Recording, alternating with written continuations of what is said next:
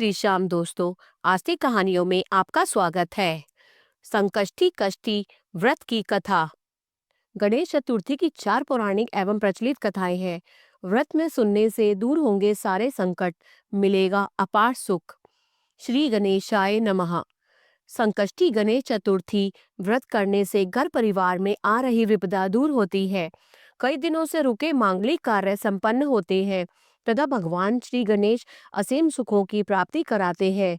माह की किसी भी चतुर्थी के दिन भगवान श्री गणेश की पूजा के दौरान संकष्टी गणेश चतुर्थी व्रत की कथा पढ़ना अथवा सुनना जरूरी होता है। इससे संबंधित 4 कथाएं प्रचलित हैं जो हम आपको सुना रहे हैं। पहली कथा। पौराणिक एवं प्रचलित श्री गणेश कथा के अनुसार एक बार देवता कई विपदाओं में घिरे थे। तब वह मदद मांगने भगवान शिव के पास आए। उस समय शिव के साथ कार्तिकेय तथा गणेश जी भी बैठे थे। देवताओं की बात सुनकर शिव जी ने कार्तिकेय व गणेश जी से पूछा कि तुम में से कौन देवताओं के कष्टों का निवारण कर सकता है। तब कार्तिकेय व गणेश जी दोनों ने ही स्वयं को इस कार्य के लिए सक्षम बताया।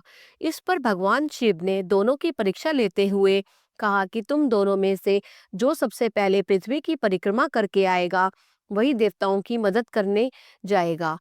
भगवान शिव के मुख से यह वचन सुनते ही कार्तिकेय अपने वाहन मोर पर बैठकर पृथ्वी की परिक्रमा के लिए निकल गए। परंतु गणेश जी सोच में पड़ गए कि वह चूहे के ऊपर चढ़कर सारी पृथ्वी की परिक्रमा करेंगे तो इस कार्य में उन्हें बहुत समय लग जाएगा। तभी उन्हें एक उपाय सूझा।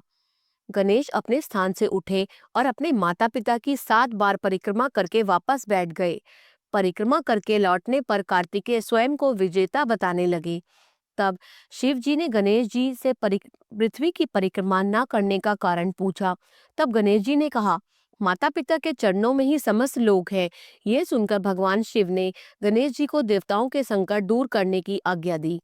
इस प्रकार भगवान शिव ने गणेश जी को आशीर्वाद दिया कि चतुर्थी के दिन जो तुम्हारा पूजन करेगा और रात्रि में चंद्रमा को अर्घ्य देगा, उसके तीनों पाप ताप यानी दैहिक ताप, दैविक ताप तथा भौतिक ताप सब दूर हो जाएंगे।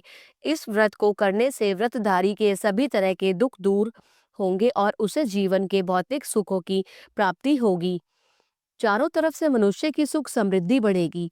पुत्र पौत्र आदि धन ऐश्वर्य की कमी नहीं रहेगी। बोल श्री गणेश भगवान की जय। गणेश चतुर्थी व्रत की दूसरी कथा। एक समय की बात है, राजा हरिश्चंद्र के राज्य में एक कुम्हार था। वह मिट्टी के बर्तन बनाता, लेकिन वे कच्चे रह जाते थे। एक पुजारी की सलाह पर उसने इस समस्या को दूर करने के लिए एक छोटे बालक को मिट्टी के बर्तनों के साथ आवा में डाल दिया। उस दिन संकष्टी चतुर्थी का दिन था। उस बच्चे की माँ अपने बेटे के लिए परेशान थी। उसने गणेश जी से बेटे की कुशलता की प्रार्थना की।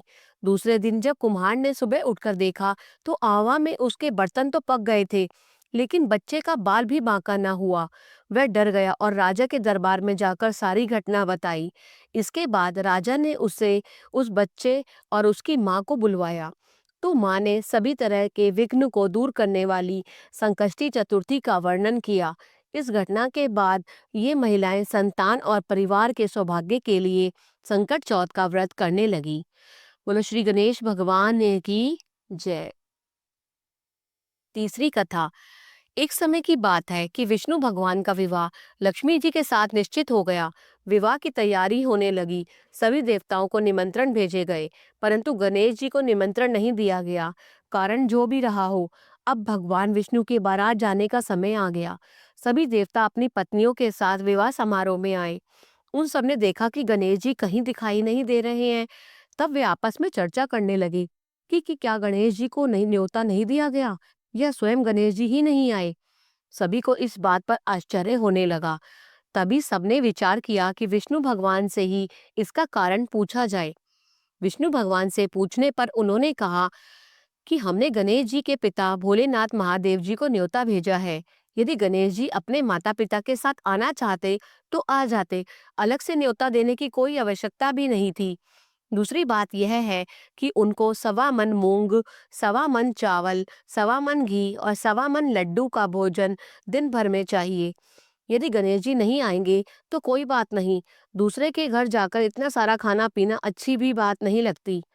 इतनी वार्ता कर ही रहे थे कि किसी एक ने सुझाव दिया, यदि गणेश जी आ भी जाएं तो उनको द्वारपाल बनाकर बैठा देंगे कि आप घर की याद रखना।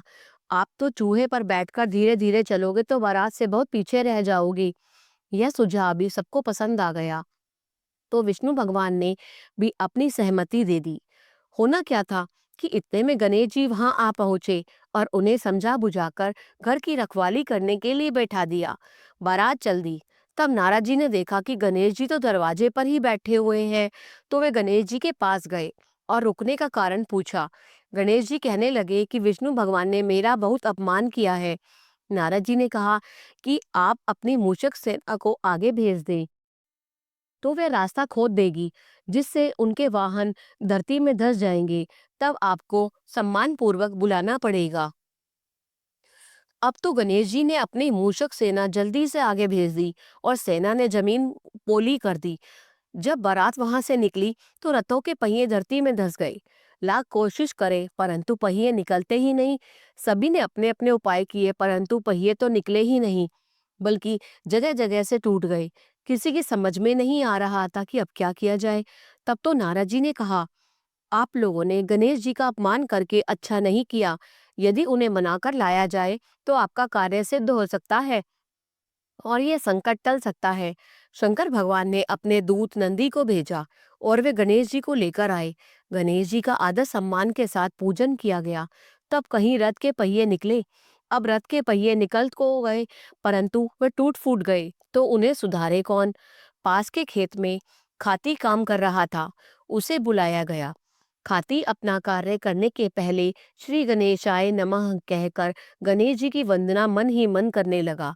देखते ही देखते खाती ने सभी पहियों को ठीक कर दिया। तब खाती कहने लगा कि हे देवताओं, आपने सर्वप्रथम गणेश जी को नहीं मनाया होगा और न ही उनकी पूजा की होगी, इसलिए तो आपके साथ यह संकट आया है। हम तो मूर्ख अज्ञानी हैं, फिर भी पहले गणेश जी को पूजते हैं, उनका ध्यान करते हैं। आप लोग तो देवतागण हैं, फिर भी आप गणेश जी का पूजन करना कैसे भूल गए।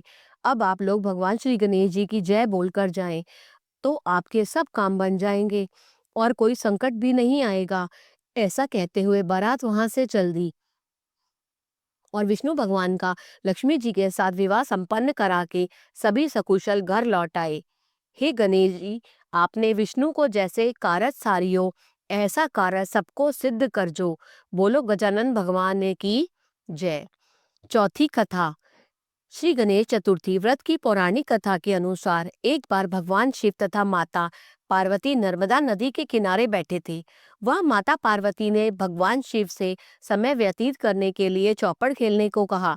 शिव चौपड़ खेलने के लिए तैयार हो गए, परंतु इस खेल में हार जीत का फैसला कौन करेगा, यह प्रश्न उनके समक्ष उठा। तो भगवान शिव ने कुछ तिनके एकत्रित कर उसको एक पुतला बनाकर उसकी प्राण प्रतिष्ठा कर दी और पुतले से कहा, बेटा, हम चौपड़ खेलना चाहते हैं परंतु हमारी हार जीत का फैसला करने वाला कोई भी नहीं है, इसलिए तुम ही बताना कि हम दोनों में से कौन हारा और कौन जीता। उसके बाद भगवान शिव और माता पार्वती का चौपड़ खेल शुरू हो गया। यह खेल 3 बार खेला गया और संयोग से 3 बार माता पार्वती ही जीत गई। खेल समाप्त होने के बाद बालक से हार जीत का फैसला करने के लिए कहा गया, तो उस बालक ने महादेव को विजयी बताया। यह सुनकर माता पार्वती क्रोधित हो गई और क्रोध में उन्होंने बालक को लंगड़ा होने का और कीचड़ में पड़े रहने का श्राप दे दिया। बालक ने माता पार्वती से माफी मांगी और कहा कि यह मुझसे अज्ञानतावश ऐसा हुआ है, मैंने किसी द्वेषबाज में ऐसा नहीं किया।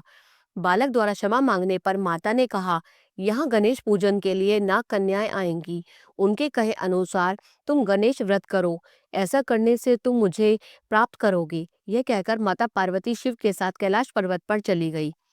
1 वर्ष के बाद उस स्थान पर नागकन्याएं आईं।